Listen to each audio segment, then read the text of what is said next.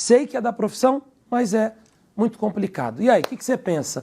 Vamos falar então com um advogado, seu José Lúcio Munhoz. Boa noite. Qual a opinião do senhor? Boa noite, pastor Guilherme, pastor Renê, boa noite, telespectadores. É um prazer estar aqui para dizer se advogar para criminosos é justificável, porque é da profissão, ou deveria, por questões éticas ou morais, o advogado abster de fazer essa defesa. Eu falo como advogado e como juiz, que fui por 25 anos, que sem sombra de dúvidas devemos sim fazer a defesa de qualquer pessoa. Até porque só saberemos dizer se ela é criminosa ou não após o julgamento, após uma defesa.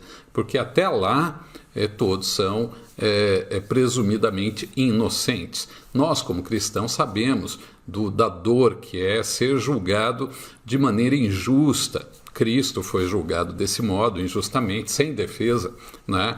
E sofreu todo o Calvário aí, nós que acabamos de passar pela Páscoa, relembramos essa situação.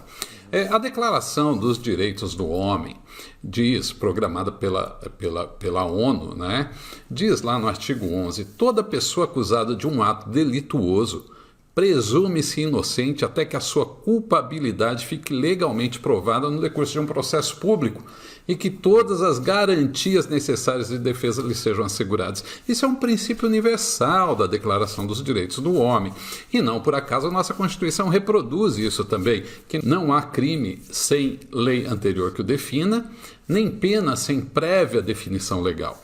Não haverá também penas cruéis. Então, assim, quando a gente fala, defender um criminoso, não é?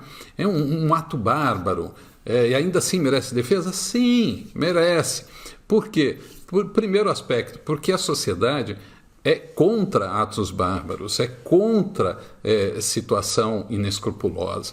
Então a sociedade não pode agir igual a essas pessoas. Ela tem que propiciar os mecanismos legais, né, preservando o direito das pessoas, ainda que seja de um criminoso, né? E mais, isso é necessário, essa defesa, porque sem defesa ninguém pode ser condenado. Então, se não houver um advogado fazendo a defesa de um criminoso, ele jamais será condenado, ele jamais vai pagar pelo seu crime. Mais que isso, sem uma discussão correta, nós não teremos dentro do processo, ou seja, garantido o contraditório, a ampla defesa, nós não teremos uma pena justa. E a sociedade não pode aplicar uma pena injusta. Até para se estabelecer os limites dessa imposição legal, é preciso que haja defesa, porque se não houver defesa, alguém pode ser condenado injustamente, ainda que seja um criminoso. Sua pena pode ser maior do que deveria dentro do sistema legal. Então, para isso, é necessário uma defesa técnica, profissional, por um advogado. E nós sabemos que é claro que os advogados não são obrigados a aceitar qualquer causa. Se alguma causa lhe contrariar, profundamente, o advogado pode recusá-la. Se ele se sente muito comovido com a situação, não é adequado que o advogado participe de uma ação, de uma defesa, pensando desse modo, ou seja, contrariado. Agora, se o advogado aplicar apenas as questões técnicas, jurídicas de uma defesa técnica, ele pode exercer tranquilamente, com profissionalismo, sua profissão.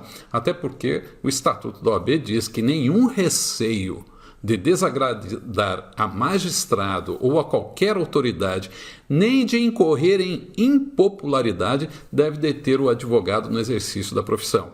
E no Estatuto, o Código de Ética da OAB diz lá que é direito e dever do advogado assumir a defesa criminal sem considerar sua própria opinião sobre a culpa do acusado. Porque quem vai estabelecer a culpa é a decisão final, é o judiciário, é o corpo de sentença, seja ele de magistrados, seja do júri popular.